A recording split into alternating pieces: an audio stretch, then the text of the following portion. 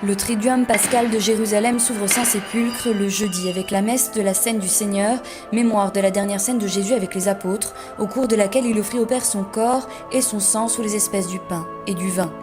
La célébration commence à 8 h du matin selon les normes du statu quo qui régissent les horaires des célébrations dans la basilique du sépulcre.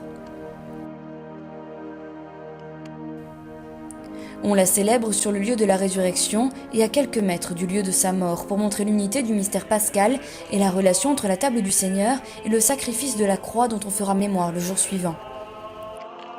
Un rite long qui se poursuit toute la matinée, présidé par le patriarche de Jérusalem, Monseigneur Foix-de-Toile. C'est lui qui accomplit le geste du lavement des pieds, comme Jésus lava les pieds de ses apôtres et amis. Un geste d'amour qui est modèle et don du commandement nouveau. Aimez-vous les uns les autres comme je vous ai aimés. Le Seigneur aujourd'hui nous demande d'imiter son exemple, affirme dans l'homélie Monseigneur Foix-de-Toile. Plutôt que de vivre de l'orgueil, vivons de son humilité. Plutôt que la rancœur, accueillons son pardon et entrons dans un amour toujours plus grand pour lui et pour nos frères. Pendant la messe ont également lieu la cérémonie de la bénédiction des huiles saintes, l'huile des malades, celle des catéchumènes et le saint crème. De nombreux chrétiens participent à cette messe, mais c'est surtout le nombre de prêtres qui est important. C'est leur journée, celle où ils renouvellent les promesses faites au moment de leur ordination. Tous, enfin, forment une procession à la suite du Saint-Sacrement, portée pendant 3 tours autour de l'édicule du tombeau vide, avant d'être déposés à l'intérieur du tabernacle, juste au-dessus du sépulcre du Seigneur, pour montrer que lui, devenu nourriture, vit toujours parmi les siens.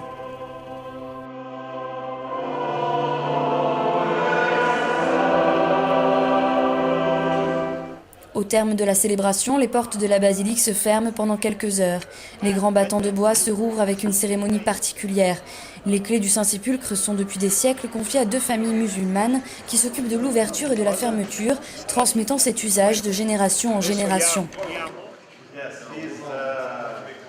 Le jeudi saint seulement, il est permis aux frères franciscains d'entrer en possession des clés pour la première ouverture de l'après-midi.